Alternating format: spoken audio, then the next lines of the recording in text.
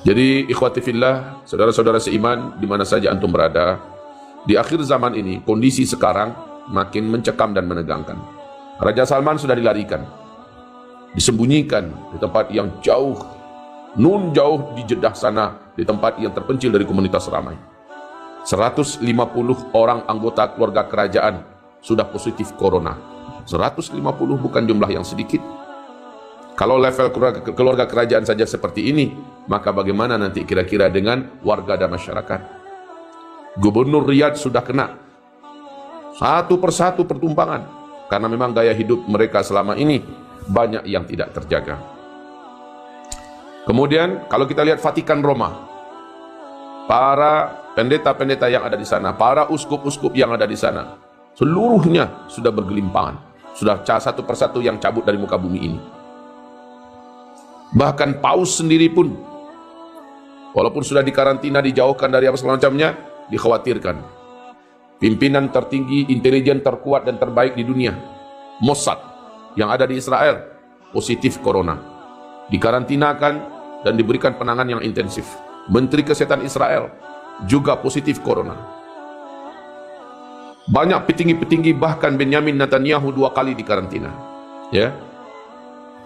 Bagaimana dengan Inggris? Perdana Menteri Inggris juga hampir saja menuju kepada klimaksnya. Sudah kritis, keadaannya sangat berat sekali. Pangeran Charles, ya, Ratu Elizabeth dan lain-lainnya, banyak yang seluruhnya, dan Inggris dalam keadaan menegangkan, mencekam. Jangan tanya kondisi Prancis, negara yang begitu hebat, negara yang begitu kuat, negara yang termasuk terelit di Eropa. Prancis juga sudah megap-megap, ya, antara dapat napas atau tidak lagi dapat napas. Eropa seluruhnya berjatuhan secara ekonomi, ya, militer mereka ada, peluru kendali mereka punya, senjata-senjata masih lengkap, peluru nggak ada yang dilepaskan, ya.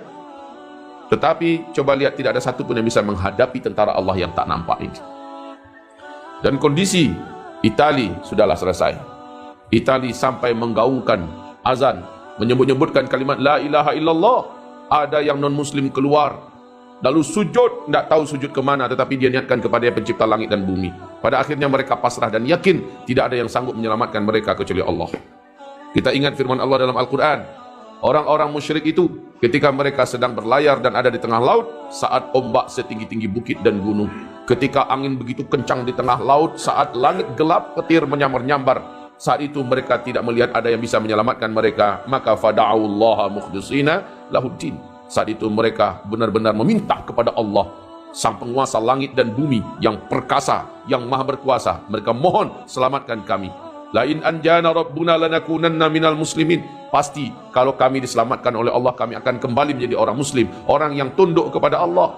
Tapi falamma anjainahum, ketika kami selamatkan mereka, kami bebaskan mereka, kami tolong mereka, idahum musyrikun, tiba-tiba mereka kembali ke perang yang lamanya. Ini akan kita lihat, ya. Ada orang-orang yang sekarang menyadari, lihat sekarang di Maroko, keren, mereka dikarantina, mereka ada di rumah-rumah mereka, ya, tetapi menggaung di mana-mana, bersaut-sautan Allahu Akbar, Allahu Akbar, Allahu Akbar, ya. Menggaung di mana-mana Allahu Akbar, Allahu Akbar. Anak kecil memanggil Allahu Akbar, la ilaha illallah, la ilaha illallah. Semuanya ingin kembali kepada Allah Subhanahu wa taala. Hal yang seharusnya memang harus terjadi. La'allahum yarji'un. Semoga mereka yang masih hidup, semoga mereka yang masih sedang menjalani petaka ini segera kembali kepada Allah. Lihat apa yang terjadi di Spanyol hari ini. Ya Allah, mengerikan. Ekuador, mayat bergelimpangan di jalan-jalan, tidak ada yang mengambil. Menjadi kota zombie atau kota paling menakutkan hari ini di dunia. Mengerikan. Di Amerika, di New York, ya, menjadi epicentrum terbesar di dunia. Tahu epicentrum? Pusat penyebaran wabah menular COVID-19 ini yang terbesar di dunia.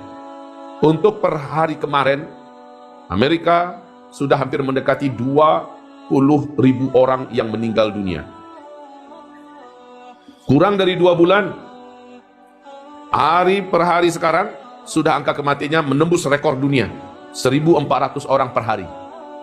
Sebelumnya 800 orang per hari. Tambah naik. Apa yang disampaikan oleh Donald Trump, apa yang disampaikan oleh petinggi-petinggi Amerika, mereka mengatakan 1 minggu ke depan adalah puncak gunung bencana, di mana diperkirakan angka kematian akan sampai di angka 200.000 manusia 240.000 manusia. Dan Cina yang katanya kemarin sudah mulai kondusif, sekarang wabah gelombang kedua menyerang. Mulai kota-kotanya di lockdown kembali. Sementara Amerika sudah menjerit dan sudah minta tolong pada Turki bahwa persiapan kami sudah habis, menipis, tinggal 10% kemarin. Dan ini tidak akan mampu untuk cadangan buat APD para dokter, ya. Alat-alat perlindungan para dokter sudah menipis di Amerika. Negara sebegitu kuatnya sudah minta-minta tolong kepada Turki. Coba lihat mana sekarang. Rusia pun sudah mulai melockdown kotanya, sehingga ratusan ribu warganya cepat-cepat pulang ke kampung mereka masing-masing. Sudah terbayang bagaimana kondisi dunia sekarang.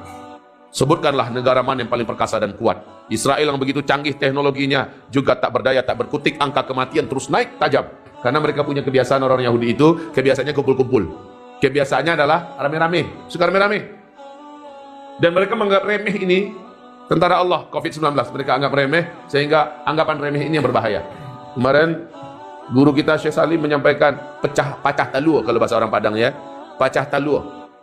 Ada satu kota yang di situ ada orang berkata, corona datanglah kemari, corona datanglah kemari, kalian takkan sanggup datang ke negeri ini. Wah, langsung di kota itu betul ada orang pertama yang positif corona, sehingga langsung kota itu di lockdown oleh pemerintahnya. Mana ada sekarang tempat-tempat yang aman? Tidak ada tempat-tempat yang aman, saudaraku.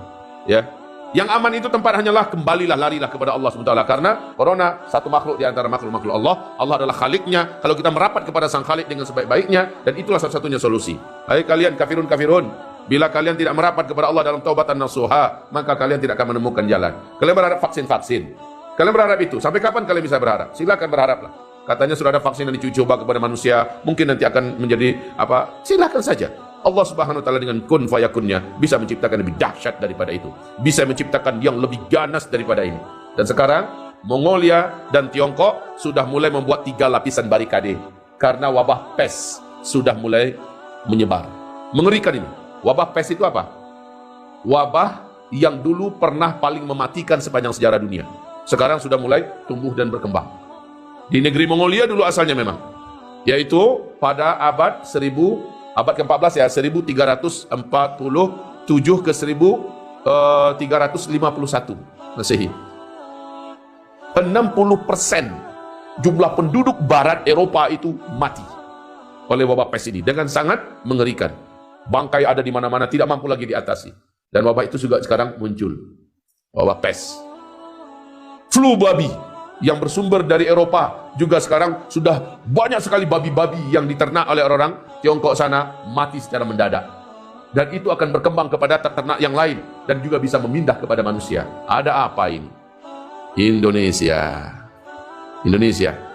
Malaysia, Masya Allah, kita betul-betul prihatin melihat kondisi Malaysia sudah lockdown begitu lama dan panjang, ternyata angkanya tetap tak terbendung. India juga demikian, yang punya penduduk 1,3 M atau 1,4 M itu, India malah makin parah, sehingga India sekarang menuntut Cina, ya, 2 triliun USD, angka yang mereka tuntut dari Cina, karena ini adalah karena kejahatan Cina dari awal. Cina tidak mengumumkan, sehingga kami bisa siap-siap.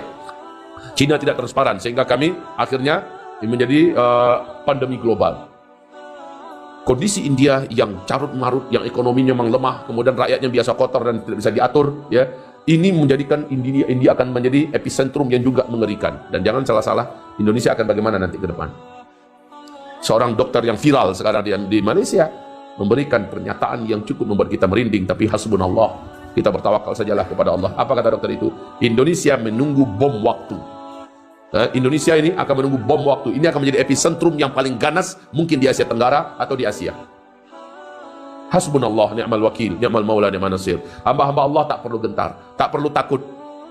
Kita rapatkan diri kita kepada Allah, kita bertawakal kepada Allah, kita jaga dan kita amalkan segala perlindungan-perlindungan yang pernah ditawarkan Rasulullah, dan itulah sebenarnya perlindungan. Kemudian tawakal pada Allah Subhanahu wa taala.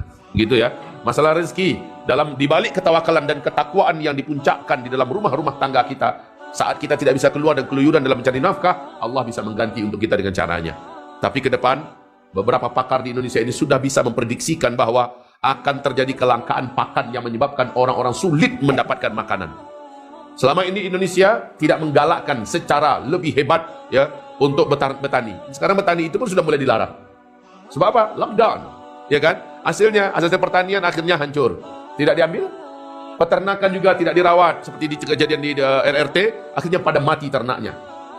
Untuk mengimpor, yang mau diimpor itu apa? Negara-negara seluruhnya serentak seperti ini kondisinya. Apa yang mau diimpor? Biasanya kita impor dari Thailand, impor beras, impor dari Cina, impor.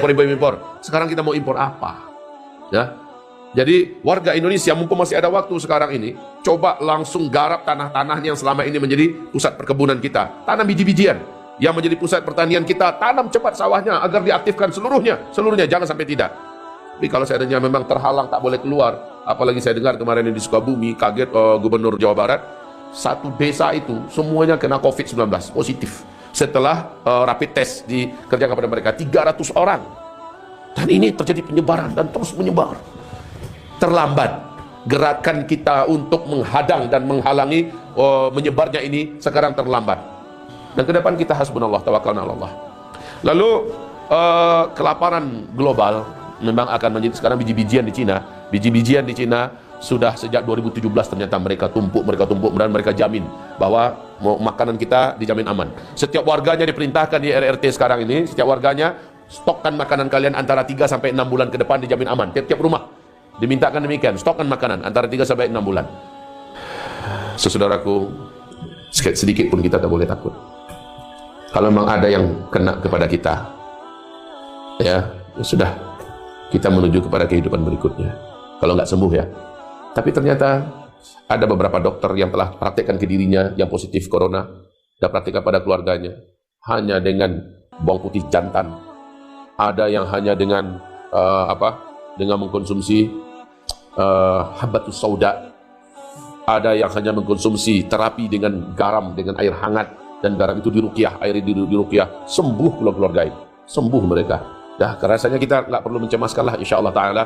Sampai kita melindungi diri kita, menjaga diri kita dengan segala apa yang patut dan pantas, kita bentengi dengan doa-doa kepada Allah, dengan amal soleh yang maksimal. Kalaupun kena sudah takdir, kemudian kalaupun meninggal syahid insyaallah. Apa yang dicemaskan? Apa yang dicemaskan? Toh yang kena bukan hanya kita, ya. Jadi jangan tegang ya. Ketegangan itu sangat berbahaya. Ketegangan, ketakutan, kecemasan ini sangat berbahaya. Dan Allah haramkan itu. La takhafu, kamu tidak boleh takut.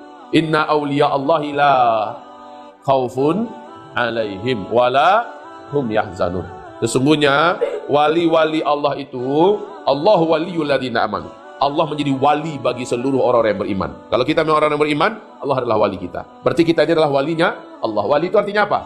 Orang-orang yang disayang oleh Allah, orang-orang yang dekat dengan Allah, orang-orang yang dijaga, dilindungi oleh Allah Subhanahu wa taala.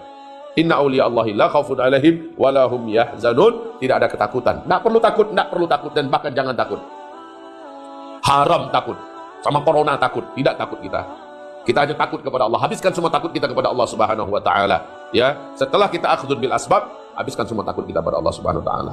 Maksimalkan doa. Kan Nabi ada mengajarkan doa-doa. Saudaraku yang sudah punya buku Zikir Akhir Zaman, tolong buka buku itu. Buku itu ada doa-doa pelindung dari wabah, dari penyakit, dari bencana, dari petaka. Karena setelah ini petaka kita berikutnya adalah kelaparan global. Sulitnya didapatkan makanan di muka bumi ini, saudaraku. Bahkan orang yang punya duit banyak pun duit itu tidak akan berarti. Orang yang punya emas pun emas itu tidak akan peduli lagi. Orang-orang butuh makanan pada saat itu. Dan yang saya maksud pada saat itu adalah mungkin saja pada masa kita. Dan mungkin saja sebulan 2 bulan ke depan kita sudah mulai merasakan ini. Ya Allah, kita tak tahu semacam apa. Sementara beberapa daerah di Jawa sana sudah mulai tidak menemukan apa yang bisa mereka makan.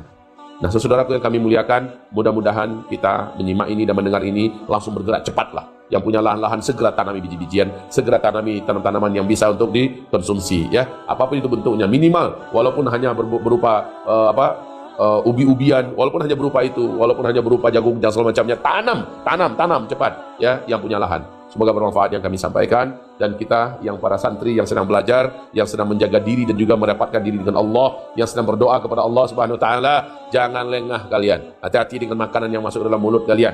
Hati-hati, jangan kalian makan makanan ini impor, makanan dibuat oleh non muslim, makanan tidak ada thayyibannya.